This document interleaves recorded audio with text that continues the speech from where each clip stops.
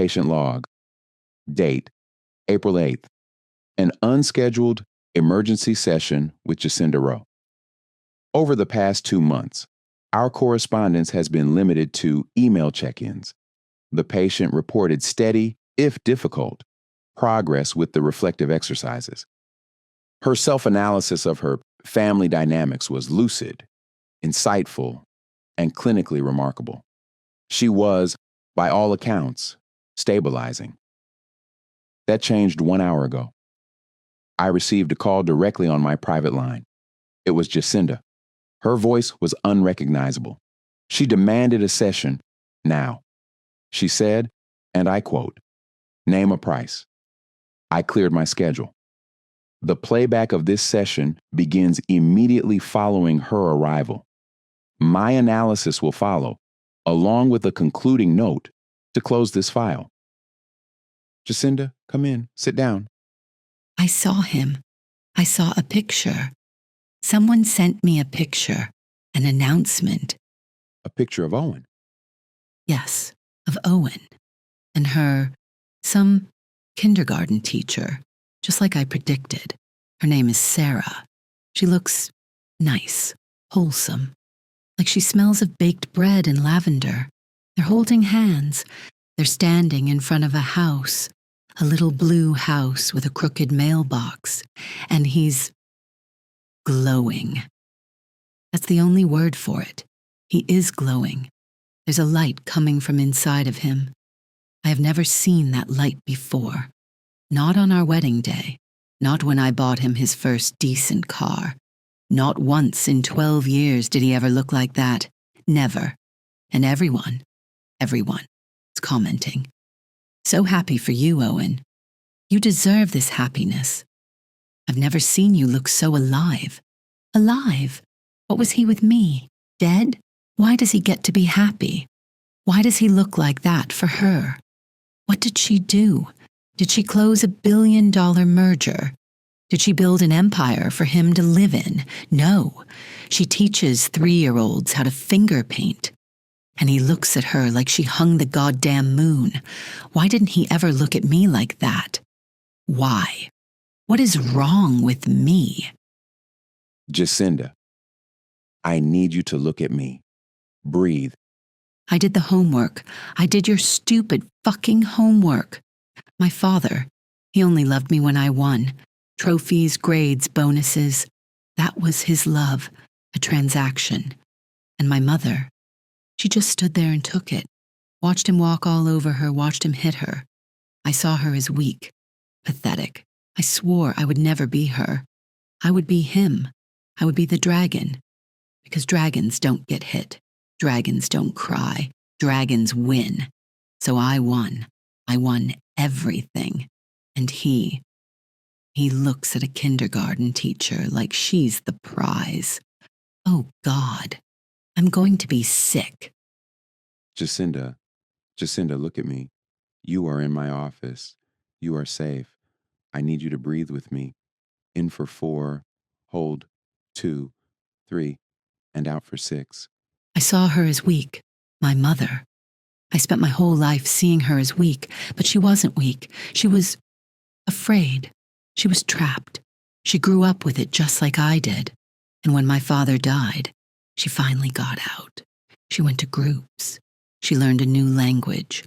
And when I became him, she pulled away.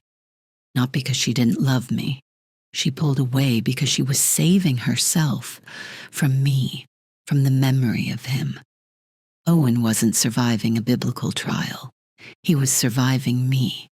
I thought my mother was the pawn. I thought Owen was the pawn. But all they were doing was playing defense. And what does that make you feel, knowing that? Like a fool, a monster. I built all this armor, this whole empire of sharp edges, to protect myself from becoming my mother. And in the process, I became my father, the very thing that broke her. I thought his love was the goal, his approval, the win. But his love was poison, and I drank all of it. Owen, He didn't glow for me because I never gave him any light. I gave him shade, constant, suffocating shade. I didn't want a partner. I wanted a subject. I didn't want love. I wanted loyalty, the kind a king demands. And when he looked at me, he didn't see a queen. He saw a tyrant. The reason he looks happy now is because he's free, not just from me, free from the fear. It wasn't your intention to cause that fear. It was a defense you learned. It doesn't matter what my intention was. It matters what I did. I took this good, kind man, and I broke him. I broke him with my ambition, with my words, with my emptiness. And now someone else is putting him back together, and he looks whole. And I am so, so happy for him, and it is killing me. It's killing me because I'm seeing what I could have had. Not the T-ball, not the suburban house, but the light, that glow. I could have had that aimed at me, but I stomped it out. It's my fault. The whole thing. It was me. Today, the armor didn't just crack. It sublimated. It turned to dust. The patient experienced a full cathartic breakdown, resulting in the complete collapse of her narcissistic defenses. The rage, the panic, it was all the prelude to a profound, painful, and necessary grief. Grief for her husband, for her relationship with her mother, and most critically, for the life she sacrificed in service of a toxic vow made in childhood. She has, for the first time, taken full and genuine responsibility for her actions, not as a strategic error, but as a moral and emotional failing. The work ahead will be immense. It's no longer about patching armor.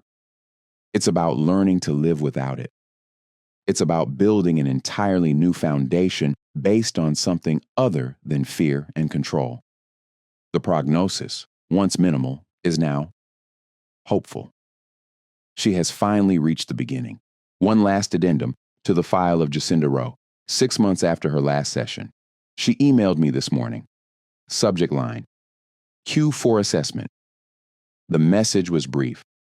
I believe it's appropriate to read it into the record. Dr. Moss, I wanted to provide a final data point. I took my first real vacation in 15 years. I went to the coast. I didn't take my laptop. For 3 days, I just watched the tide come in and out. It was the most inefficient, unproductive, and valuable time of my life. I've been speaking with my mother.